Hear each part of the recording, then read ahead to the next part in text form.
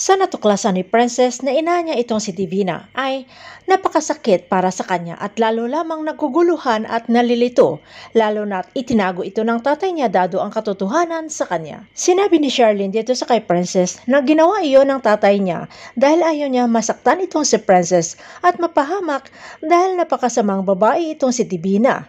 Hirap si Princess na tanggapin si Divina kaya humingi ng panahon na makapag-isa at pumunta sa simbahan at humingi ng tulong sa Panginoon.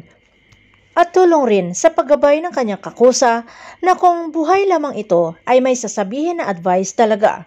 Pero ayon kay Princess, kahit maraming nagawang kasamaan si Divina sa kanya, ay gawin niya ang inaakala niyang tama. Kaya pumunta sa bahay nila Divina at nakita sa malayo na niyayakap ni Divina itong si Libby na kino-comfort na parang tunay na anak. Umuwi si Princess sa bahay nila at humingi ng sorry sa tatay niya Dado at kinausap na bigyan ng chance si Divina para mapatunayan ang pagiging ina at matagal niya ng pangarap ang magkaroon ng isang ina.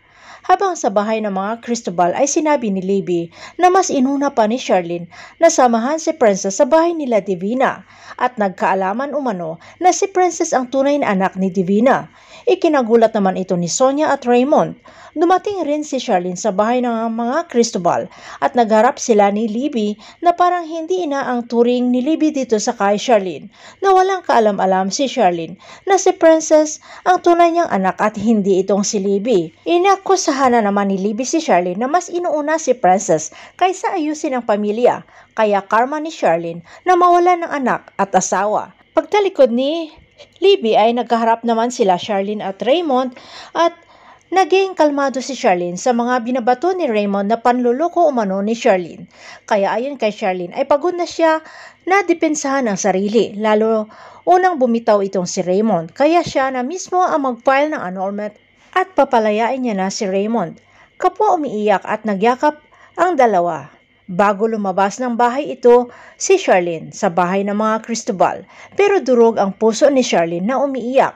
Samantala maaga pa ay umalis ng bahay si Divina at Jenny at didiretso sa bahay nila ni Princess. Gulat naman sila Princess nang dumating si Divina para kukunin si Princess at gampanan ni Divina ang pagiging ina. Hindi pumayag si Dado na kunin si Princess na si Divina lamang ang nag-anak dito o nagluwal dito sa kay Princess, pero si Dado ang nagpalaki, nag-aruga at itinuring na tunay na anak itong si Princess. At lahat na achievement ni Princess ay nandyan si Dado. Pero hindi papayag si Divina at gustong bayaran si Dado at pinapadesisyon si Princess. Hinila ni Divina si Princess na lubos na ikinagalit ni Dado, pero sinumpong ito ng kanyang sakit si Dado at natumba na lamang.